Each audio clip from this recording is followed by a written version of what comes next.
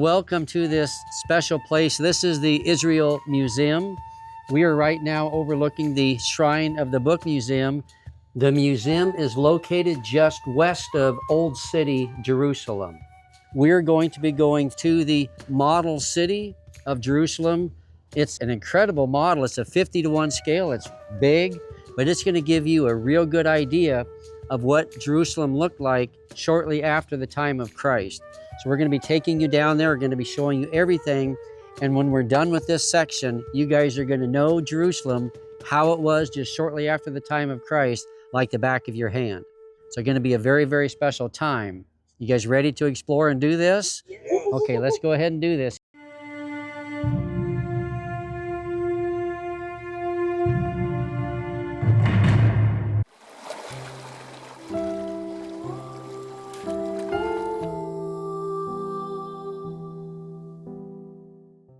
We're going to head over here now, and we're going to get a bird's eye view of the city, and then we're going to go down and walk all around it. So it's going to be very, very special. I'm excited to share this with you guys. While we're walking to the model here, I'll mention some fascinating facts about the site. It's a 1:50 scale model of Jerusalem from around 66 AD, so about 30 years after the time of Jesus. The model was built from 1962 to 1966. In June of 2006, it was moved from the Holy Land Hotel to its new site here at the Israel Museum.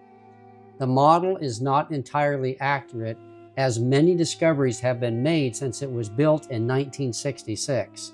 However, it still gives us a fantastic example and layout of what Jerusalem looked like shortly after the time of Jesus. Right now, I think we are the only ones here, so get ready to behold. Awesome. Absolutely awesome. Isn't this incredible? Definitely worth seeing. First thing I want to point out is the Temple Mount. Do you see how big the Temple Mount is? In relation to the city, it makes up 1/6 of all of Old City Jerusalem. It was the center focus of the city of Israel, so therefore it is glorious. Christ would have seen the temple. You see how big that is? It makes the Dome of the Rock look much smaller. It stood a lot bigger than the Dome of the Rock. Now, because the Temple Mount and temple were so important in Jesus' time, let's take a moment to highlight their places. The outer courts of the Temple Mount were called the courts of the Gentiles. All non-Jews, unless they converted to Judaism, were allowed in this area, but not in the inner courts of the temple. At openings from the court of the Gentiles to the temple area were warning signs advising non-Jews not to enter. If they did so, they were liable to the death penalty. Next, we have the beautiful gate. It was the gate leading into the women's court.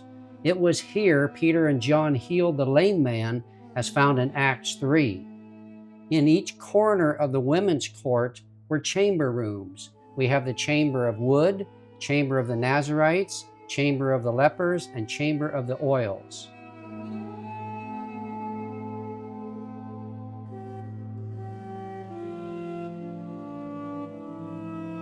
Then moving toward the temple was the Nicanor gate. It led into the inner courtyard. In this inner courtyard were the altar and bronze laver. From the inner court, you would then enter the holy place.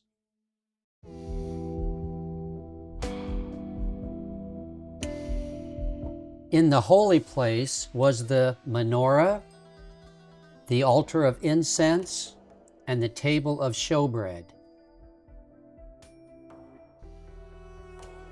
Then, beyond the curtain, the high priest, once a year on the Day of Atonement, would enter into the Holy of Holies. During the time of Jesus, the Ark of the Covenant was not in the Holy of Holies. Its fate after the Babylonian conquest in 586 BC remains a mystery to this day. On the outer edges of the southern end of the Temple Mount platform was the royal stoa. We'll talk about this in a moment. And then on the western, northern, and eastern sides of the Temple Mount platform was called Solomon's portico. So here you have a layout of the Temple Mount, and we'll talk a little bit more about this as well. So in 586 BC, the Babylonians destroyed the temple Solomon built. And then Zerubbabel came in about 535, and the temple was dedicated in 515, but it was a much smaller temple. Then when Herod came on the scene in 37 BC and about 19 BC, then he built this much larger, glorious temple.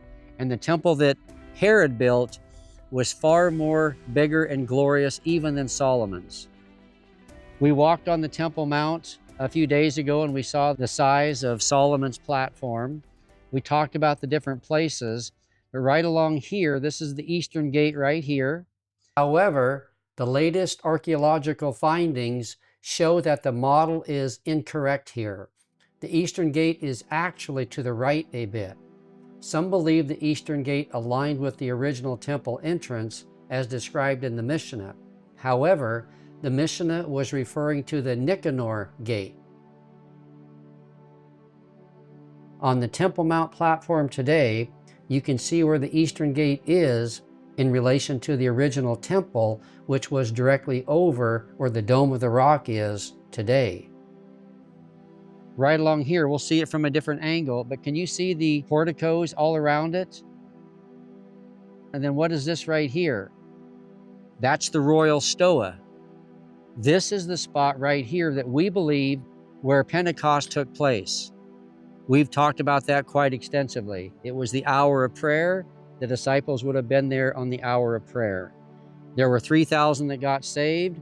In order for 3,000 to get saved, probably 30 to 50,000 had to be there. But this is Pentecost, a high holy Jewish holiday, so there were hundreds and hundreds of thousands there. So when Peter begins to preach, they all come over to look at that. The word for house in Hebrew is just a structure, or it can be the house. The word for house in Acts doesn't use the word upper room. It talks about just the house. Now the upper room would have been up over in that corner over there.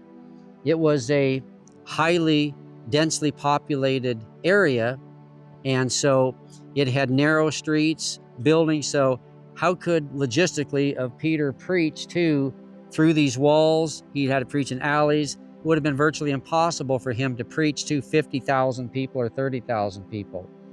Even if everyone that was there got saved, it would have been impossible to preach to 3,000. Okay, so we believe that Pentecost took place right here. Right over here is the Antonia Fortress. That was built exactly to dominate and to control the Temple Mount. That was built by Herod, and Herod then came on the scene in 37 BC. In 63 BC is when the Romans then took control of Israel. They conquered Israel, and now Israel is under Roman control. Okay, so the Romans needed to make certain that the Jews, especially on their high holy days, when they got together and got revived and everything, that they wouldn't rebel. So they had cohorts of soldiers in here to be able to control the Temple Mount. Now, I will say this, there are some inaccuracies to it, but by and large, it's quite accurate. Okay, one thing that it doesn't show is stairs coming down from the Antonia Fortress down to the Temple Mount, because the Romans had direct access right down to the Temple Mount. In fact, right in this area is where Paul would go up the stairs and then address the people after he's arrested. Now, one nice thing about this, we'll be showing you some of the walls. These walls here were added later, about 10 years after the time of Christ. So during the time of Christ, the walls would have been in here. In Golgotha, which is over in this area, right there would be Golgotha, then it would be outside the city walls during the time of Christ. Again, about 10 years after the time of Christ, then the outside walls were added on. Okay, we have the city of David, runs right down here. This is the peninsula. Okay, right in here would have been the Ophel. It was built by Solomon in about 950 BC. And then you can see where David's palace would have been right here. We were there, right? David's palace. So you can see that. The Pool of Siloam would be down at the bottom. Way over in this area over here would be Herod's palace. It was very, very large. It was made up of 3 sections, Pilate's or Herod's living quarters.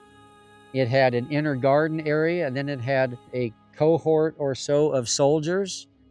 It was built by Herod, and then later, when the succeeding governors after Herod, then they would stay there. So if you are a governor of Israel and you're going to come to Jerusalem, you're going to stay in this palace fortified complex up here. You're not going to be here in the soldiers' barracks. Okay, you can see the Pools of Bethesda right here. Just giving you an overview. We're about to walk down in here.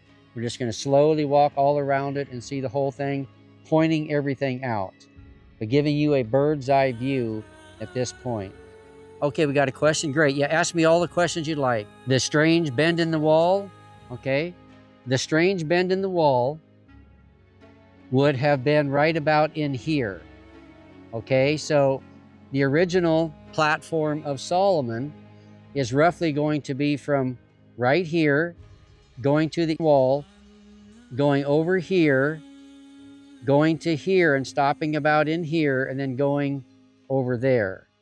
The Hasmoneans added on a section from about right here to right here, but they didn't go west. This direction is west.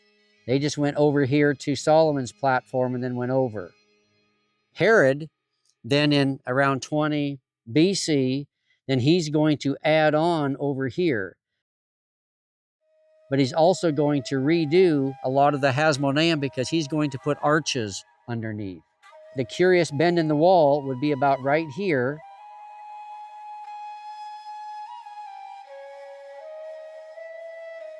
And then right here is a seam in the wall.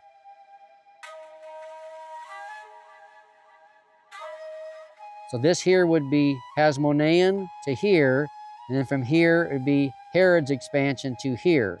And Herod would expand south, this is south here. Herod would expand west, this is west over here. And Herod would expand north, this is north over here. So he's almost going to double the size of the Temple Mount platform. So now the Temple Mount platform can hold hundreds and hundreds and hundreds of thousands of people. So in 700 BC roughly, then the Assyrians are conquering the northern tribes, northern Israel, right? And many of those people are coming to Jerusalem as refugees, and they are now rapidly building homes on the Western Hill, it's called. The time of Hezekiah, this wasn't enclosed. All this area wasn't enclosed. It's mainly right in this area here coming up. And of course, the temple platform was smaller and the Antonia Fortress didn't exist. So when Hezekiah saw all this happening, now he's going to add on walls. What did we call those walls? The broad wall. Okay, and he's going to now encompass the Western Hill so that the refugees coming from the northern part of Israel, the tribes, are going to have a place to stay and be protected, because Sennacherib is on the march. He takes the northern tribes, the northern part of Israel. He goes down towards Egypt. He comes up the Negev, the southern part of Israel, and he is conquering city after city after city. Jerusalem was the last city that he came to conquer. But God sent an angel, because Hezekiah was a godly king. Isaiah the prophet was here at that time. So then God spares Jerusalem, sends an angel who kills 185,000 overnight. Sennacherib goes to Nineveh. Then later he's worshiping in the temple of his gods. And then his sons will kill him and take the throne away from him. Okay, any other questions while we're up here? Did Herod build the Antonia Fortress? Yes. Now, the Antonia Fortress did exist in a form because the Hasmoneans built it. Now, the weak part of Jerusalem has always been the northern part, because of the slope of the terrain. So therefore, the walls were taller, and then of course the Antonia, the Hasmoneans would have it for defense purposes as well. So the Hasmoneans did build it, but then Herod the Great expanded it considerably. So Herod the Great then is going to rebuild the Temple Mount platform, rebuild the temple, build the Antonia Fortress, build his palace over here, a fortified palace. We'll be looking at it in a moment. So he did considerable building in Jerusalem. Absolutely. Okay, we got another question. Jesus also tortured in the Antonia? Yeah. It appears that he wasn't. He wasn't. So he would be taken from the Garden of Gethsemane down here. He would be taken to the house of Caiaphas up here. And then from here, he's going to go to Pilate's palace. Okay. Then Pilate is going to send him to Herod, one of Herod the Great's offspring, sons. Then he's going to send him back to Pilate. And then right out over there, just beyond that wall, then is where he would be tried. And then he will be beaten, flogged, but he will be beaten and flogged in the house of Caiaphas as well. Then again, out over here. And then the Via Dolorosa, the biblical Via Dolorosa, would be outside the wall and coming in right about in here, and then going out right about through here to Golgotha. Okay, great. Okay, let's go ahead and go down.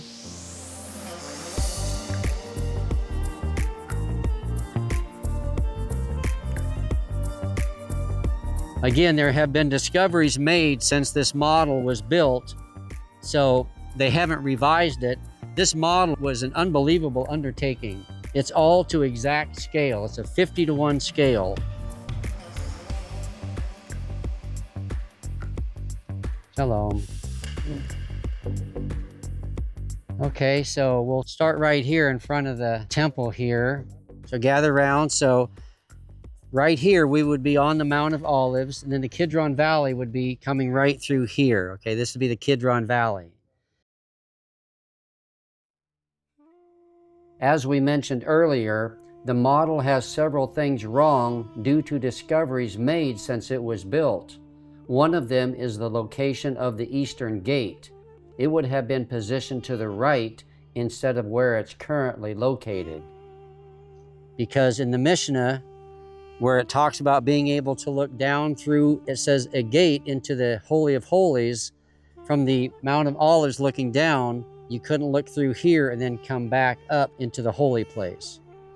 So again, in the Mishnah, it records how you could look through a gate, doesn't say which gate, and that you could look through the gate into the holy place. So if you're looking from the top of the Mount of Olives looking down, then your eyes would then go into the ground. You wouldn't be able to go into the holy place. So the gate the Mishnah is talking about would be the Nicanor gate, but this is a smaller version, not quite to scale.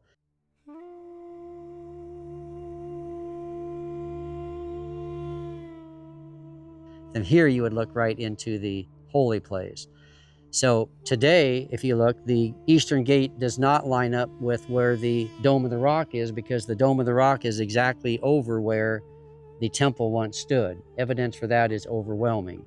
So we would just need to place this gate over here for it to be accurate. Because we've already isolated, when we were on the Temple Mount, we found out exactly where Solomon's platform was, right? And then we could see the curious bend in the wall where the Hasmoneans added onto.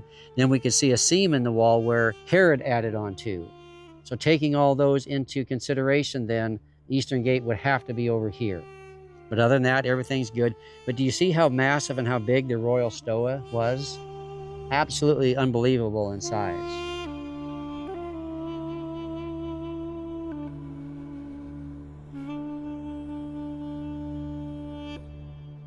Okay, so the Lion's Gate would be over here.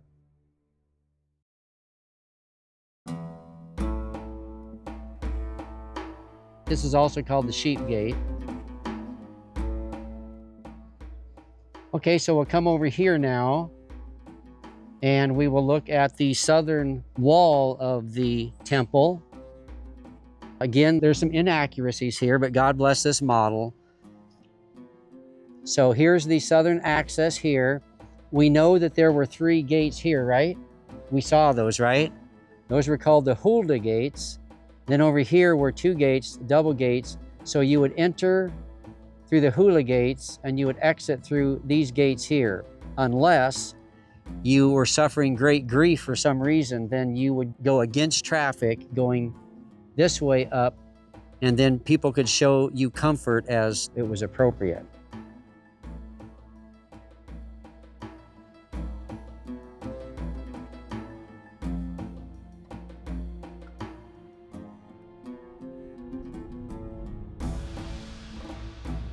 You can see here how big the southern stairs would have been. Right now, because of time and additional construction, then it has construction on it now. But this is how it would originally have looked. This model, it was so hard to build, and there was just so much, so a lot of it they just put stuff in as far as buildings, not knowing exactly where things were. But there would have been a lot more buildings through here, okay? A lot more. So then this here would be the city of David, right about in here. This would be the Ophel, okay? And then the city of David would be in this area. This would be a replica of a palace at the time of David. It would be his palace. This right here wouldn't have been so big, probably. These would have been smaller buildings, most likely during the time of David. And then the Gihon Spring would be down in here. And then you would have fortified walls coming down to protect that. And we walked that yesterday, right? Now, we've talked about this when we toured the Temple Mount and the city of David, that some believe the original Temple Mount was located in the city of David. However, when you're here and you really grasp the size of the Temple Mount and the city of David, you can see why it just doesn't fit. Not to mention, Scripture clearly states that Solomon took the Ark of the Covenant out of the city of David and placed it in the new temple he built on Mount Moriah, which is where the Temple Mount is today. But this right here is the city of David, and you can see how big the temple is, right? We know that the temple that Solomon built measured 500 cubits square. That's 861 feet or 262 meters. So we know that size, and we know by archaeological evidence and historical writings that then the Hasmoneans added on to, then Herod added on to. So try to fit this temple somewhere down here. Do you see the problem? You see the problem with those who would say that the temple was down in here? Now they're going to say it's a smaller version of it. But we know the size of Solomon's, and we know that Herod expanded. We know that the Hasmoneans expanded. So it was large. So anyway, it's just virtually impossible. Some will say, well, it extended way out over the Kidron Valley. Well, we looked down over that Kidron Valley, right? The engineering to make a wall way down here would be virtually impossible.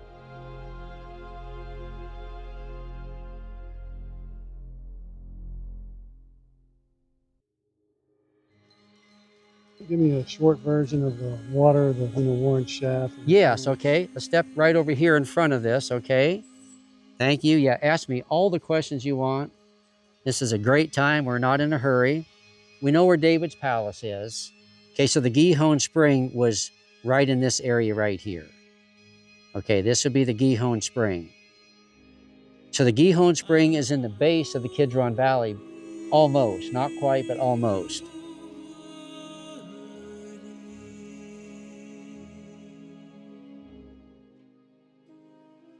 So then the Canaanites, they built a fortified wall coming down a U and up.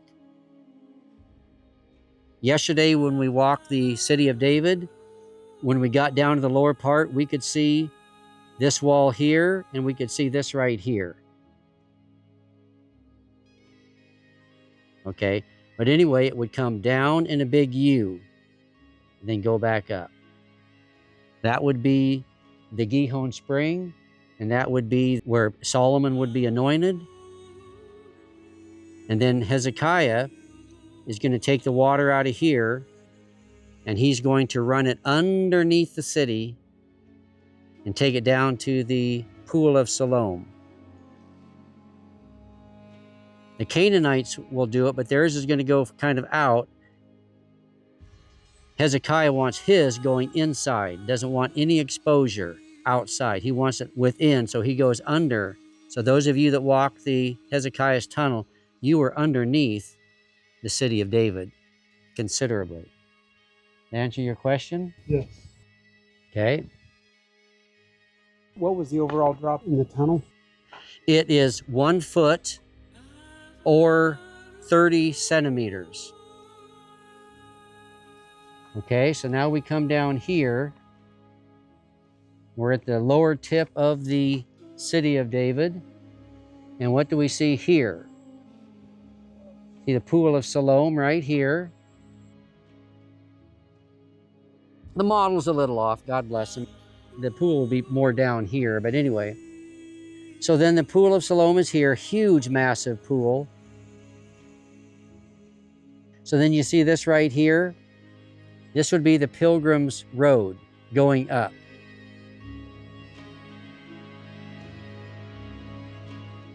It had shops on each side.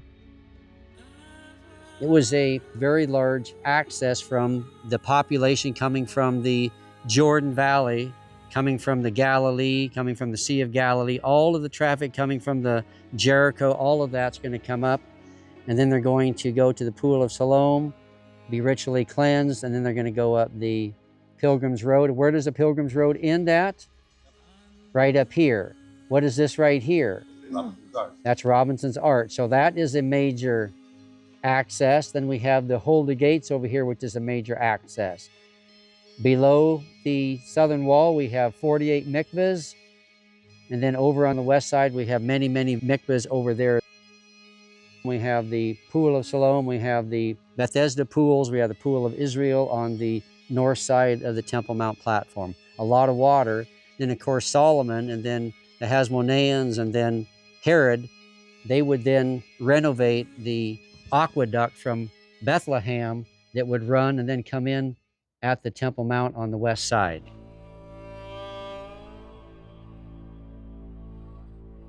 When we were down under that synagogue there by the western wall, that was kind of a bridge. Then the aqueduct would be running on that onto the Temple Mount.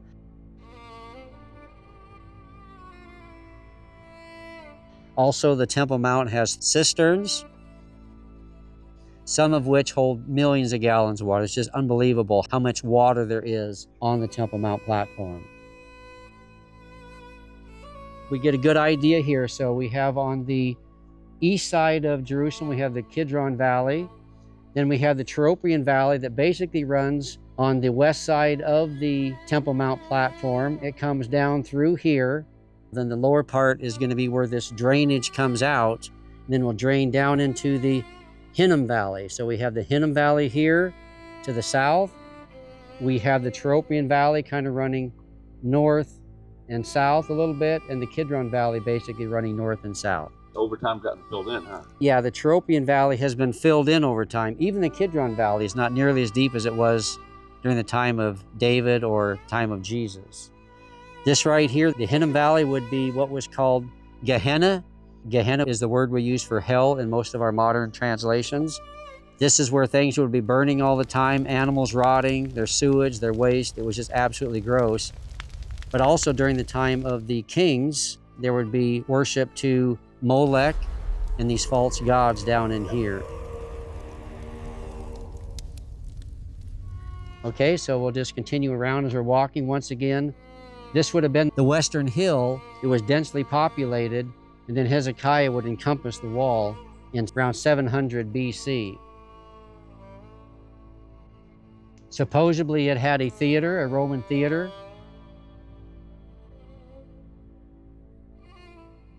So this model city is a replica of how it was in 66 AD. Okay, now it is under Roman occupation because it's basically been under Roman occupation for 100 years, from 63 BC to 66 AD. So we have 100 years. So some of these buildings like this theater and stuff like that could easily have been here. However, in 135 AD roughly, at the Bar Kokhba revolt, when the Jews revolt against the Romans, then the Roman Emperor Hadrian, then he's going to destroy virtually everything, put in a cardo, and then relay the city out to a Roman city with a Cardo Maximus, a Cardo Minor. Okay, it's going to run from the Damascus Gate, coming right in here. And then the Cardo Minor is going to go just up from the western side of the Temple Mount platform, going down towards the Dung Gate. We ate lunch on the Cardo Minor, right? Right before we went into the Davidson Center Archaeological Park.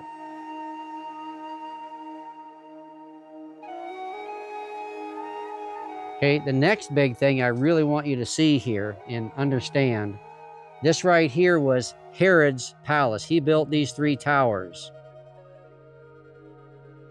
This was a massively fortified complex. This was big. Do you see how big it is? It is not nearly as big as the Temple Mount, but I would say it's about maybe 1/3 of the size of the Temple Mount. This is massive in size. And so at the northern part would be defense towers and buildings. Then you would have Herod's palace here. Then in the center, you had all these idols and stuff. And then you would have another building over here. So it was large in size. Now, where was Jesus tried before Pilate? So Herod built this, but then any succeeding governor coming into the city is going to be staying here. Not at the Antonia Fortress. The Antonia Fortress was for soldiers. This here was for the governor. That's why it says in Scripture that he was tried at Pilate's palace. So during the time of Jesus, when he's going to be condemned and crucified, Pilate is staying here. He is staying at the palace that Herod built. But Herod the Great has died, so now, as I say, any succeeding governor is going to stay right here. Had barracks, it had probably a cohort of soldiers. One thing this model doesn't show, because in the 70s, all of this area along here was covered and then it was removed. And they discovered then the stone pavement that Pilate would have stood on. They discovered the bema seat. They discovered a walkway coming up to it. There was a gate right here. There are steps going up to this gate. Tomorrow, we're going to be right here and we're going to be seen, because everything now is uncovered and everything Scripture talks about matches perfectly. So the Bible talks about how Jesus went in and then he went out. So the Jews would have been out here, and then this gate was here, this platform was here, the stone pavement, and then the bema was right here. This was an escape route for the governor if needed, but it was also a place where he would pronounce judgments. Okay, so Jesus is going to go in and out repeatedly, and then he'll finally be condemned out here, and the crowd's going to be here. Okay, so then where would what we want to say, the biblical Via Dolorosa, what route would that be? Well, we believe this is where it starts off, okay? I think that the Scriptures and the archaeological evidence really strongly support here. One thing it says is that when Cyrene of Cyrene carried Jesus' cross, he was coming from the open country. This over here would be most likely enclosed, the Antonia Fortress. The open country means you're coming from outside the city. So this would match very well. So then the biblical, we believe, Via Dolorosa would come along here, then it would go in here, and then it would go in the city for just a little bit, and then it would go back out the city to Golgotha, okay? So this right here would be the Jaffa Gate. During the time of Jesus, this wall here was not here. It was built about 10 years afterwards. During the time of Jesus, the city walls would be the inner one. Okay, it would be the inner one. And Golgotha then would be right out here. But there was a gate right here called the Geneth Gate that means garden gate. Scripture says that Jesus was crucified. It was in a garden, and there was a freshly hewn tomb. So the Via Dolorosa would come here, I believe inside the city, because the Romans wanted maximum humility, and then go through the Geneth Gate to Golgotha. We're going to walk that tomorrow. The alternate route would be then from the Pilate's Palace here, staying outside the city walls to Golgotha. But from right here to right here, this is going to be the route, because this is a valley down here. We know it's going to be here. So either he's going to go in and then through, or he's going to stay on the outside right to Golgotha. But Golgotha during the time of Jesus was outside the city walls.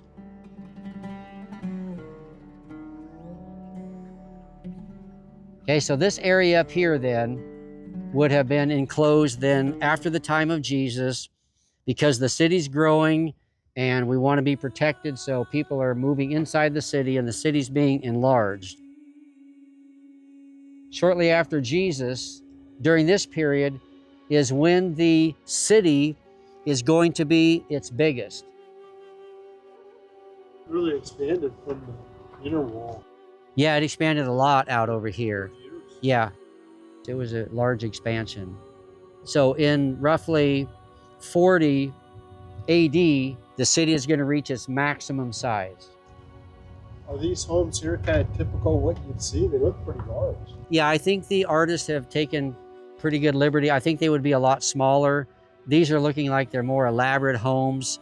The people didn't live in these big, huge mansions, so to speak. They lived in smaller quarters. So I think it would have been a lot smaller. I would agree that there probably were some commercial buildings, maybe some shops and stuff like that, but this is quite a large area, so they basically filled it in with stuff. Just the artists did, the creators, the best they could. And have they found like the foundations of the walls? So yeah, so these walls then would be, a lot of them torn down, most of them torn down, and then Suleiman the Magnificent in 1535 roughly, he's going to rebuild the walls, but his walls are a lot smaller, okay? Basically, they're going to follow this outline, but the southern outline, they're not going to go clear down to the Pool of Siloam coming up along the Hinnom Valley.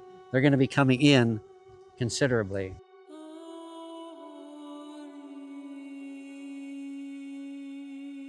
Okay, so let me show you something here then. Okay, so during the time of Jesus then, there was a gate right in here. It was called the Geneth Gate, right in here, and then it would come out, and then right here would be Golgotha. Golgotha was a quarry area that went out of use, and so they turned it into a garden/burial area. And so Scripture says that he was crucified in a garden, right? And there was a new tomb there. So this Geneth Gate here, what does that mean in English? It means garden.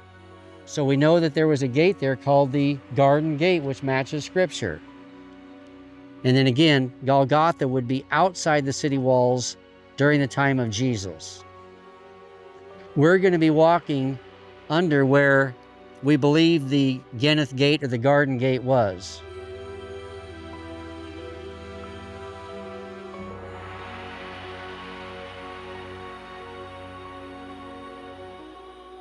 Continue our journey around here. There's some things up here I think you're going to want to see.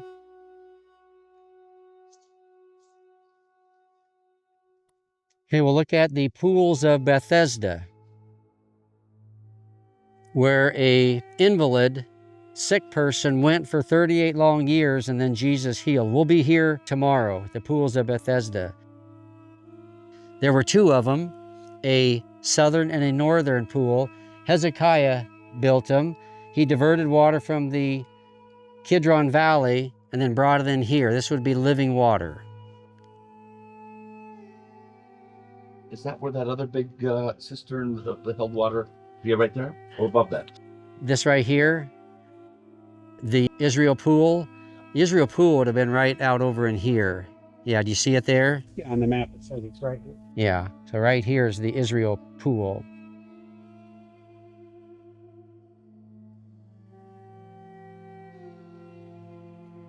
Realized that there were two videos of Bethesda. Yeah, two. It says there were porticos. So if you count them, you got 1, 2, 3, 4, 5 porticos.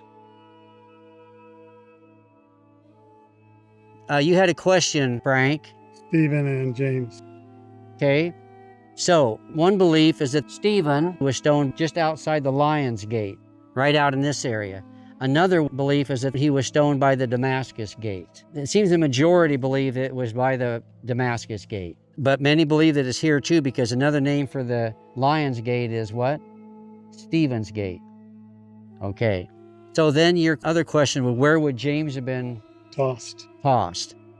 Yes, so tradition holds that the site of his martyrdom is within the Armenian Apostolic Cathedral of St. James in the Armenian quarter of Jerusalem.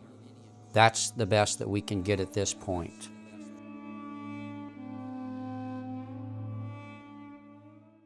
Well, this is really special to see the layout of Jerusalem shortly after the time of Jesus.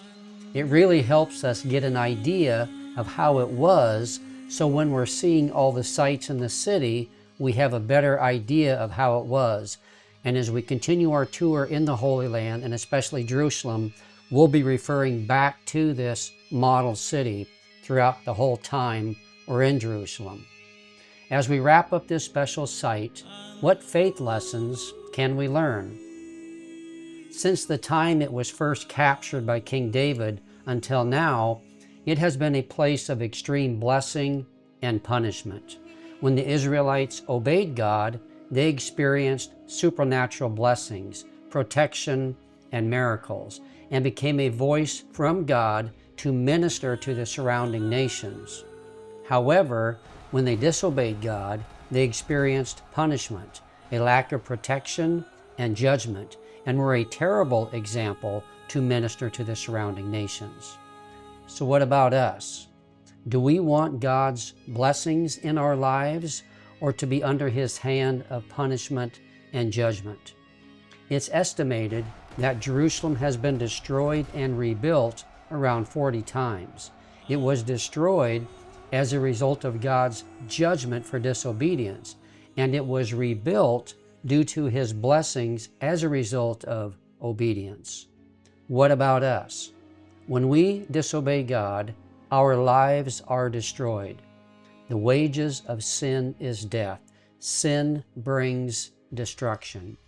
However, when we obey, our lives are rebuilt and become testimonies of God's work and blessing. If we are wise, we'll seek the Lord and obey Him. Well, thank you, and may God richly bless you.